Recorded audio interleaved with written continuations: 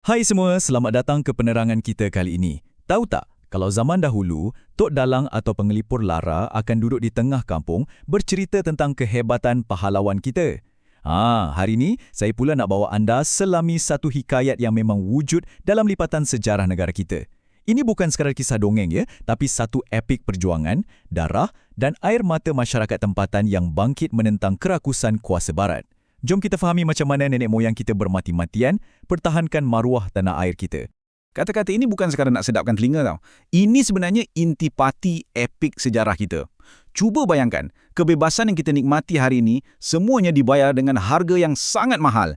Tokoh-tokoh terdahulu rela hilang nyawa, keluarga dan harta benda demi satu matlamat, memastikan tanah ini tidak dipijak sewenang-wenangnya oleh orang luar. Perjuangan mereka inilah yang patut membakar semangat kita sampai ke hari ini. Jadi, untuk memahami keseluruhan epik ini, kita akan tengok 6 perkara utama. Kita bermula dengan pemangkin, iaitu birokrasi barat, matlamat dan bentuk kebangkitan, strategi di medan kebijaksanaan, titik perubahan, kesan terhadap British, dan akhir sekali, warisan kesan terhadap masyarakat tempatan.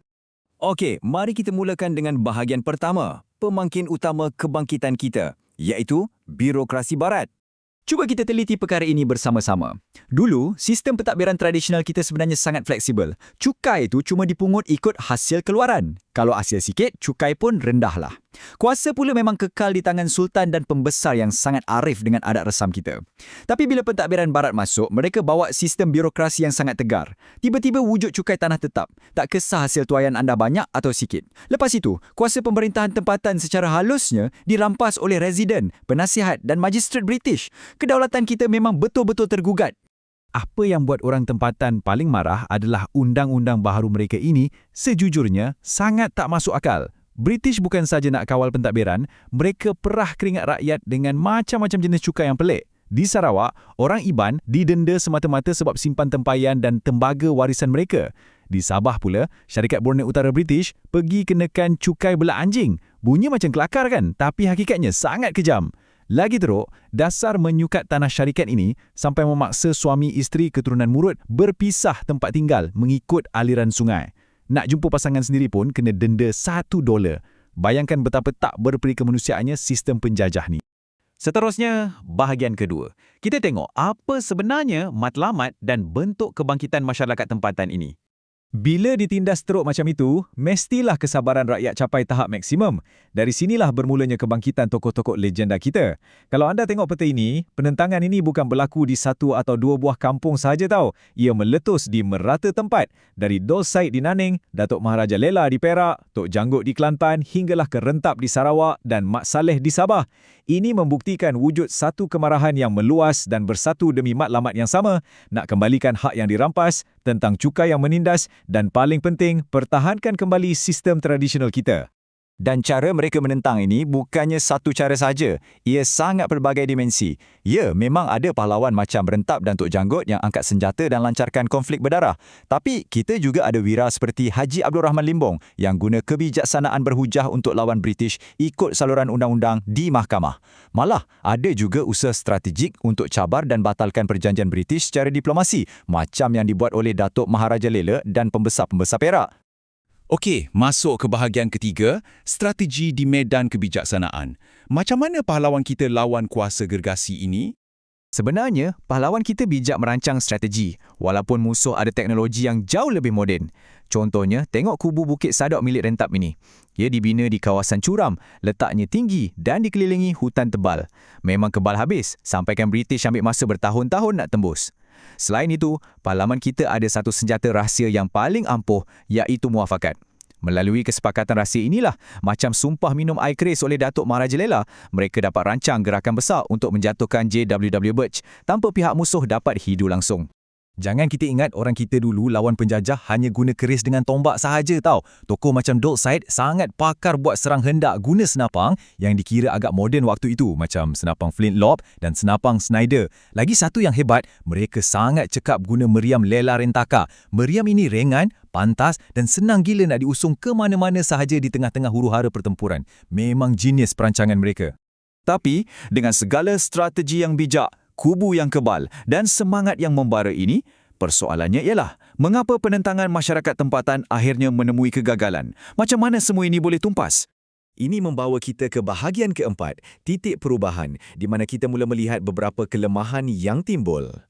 Terdapat beberapa faktor terajis yang akhirnya mematahkan perpaduan orang kita. Tahu tak, senjata paling bahaya British bukanlah senapang mereka, tapi kelicikan tipu muslihat.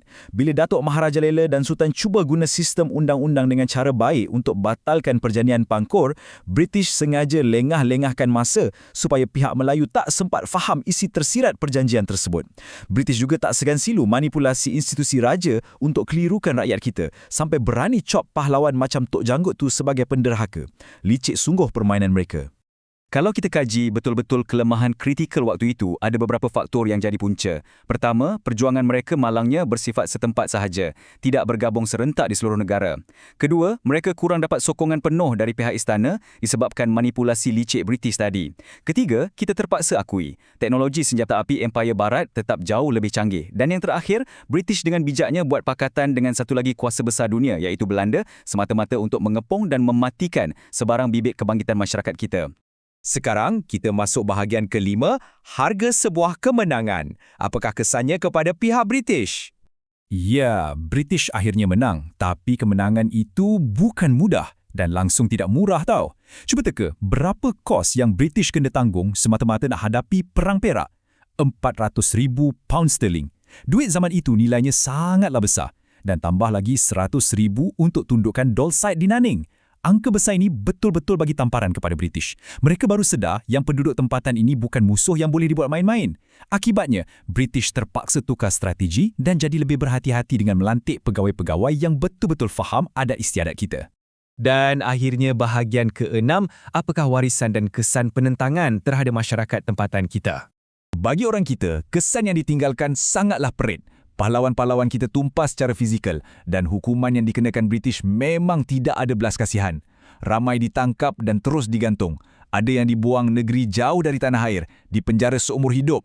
Malah harta benda dan kampung halaman mereka habis dibakar rentung sehingga menjadi padang jarak, padang terkukur.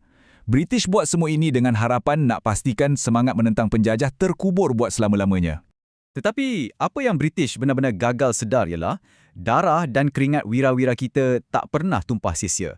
Pengorbanan mereka lah yang menyiram benih-benih kesedaran dalam sanubari rakyat.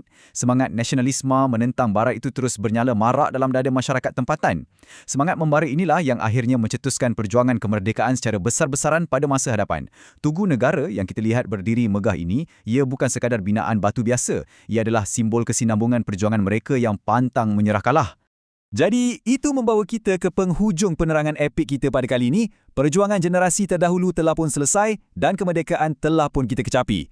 Tapi persoalan paling penting yang saya nak anda semua renungkan hari ini ialah apabila tiba masanya nanti, bagaimanakah pula anda akan bersiap sedia untuk terus pertahankan kedaulatan negara kita daripada pelbagai bentuk ancaman baharu? Obor terjuangan kini betul-betul berada di tangan anda. Teruslah ambil tahu, teruslah belajar sejarah kita dan kita jumpa lagi dalam sesi penerangan yang seterusnya.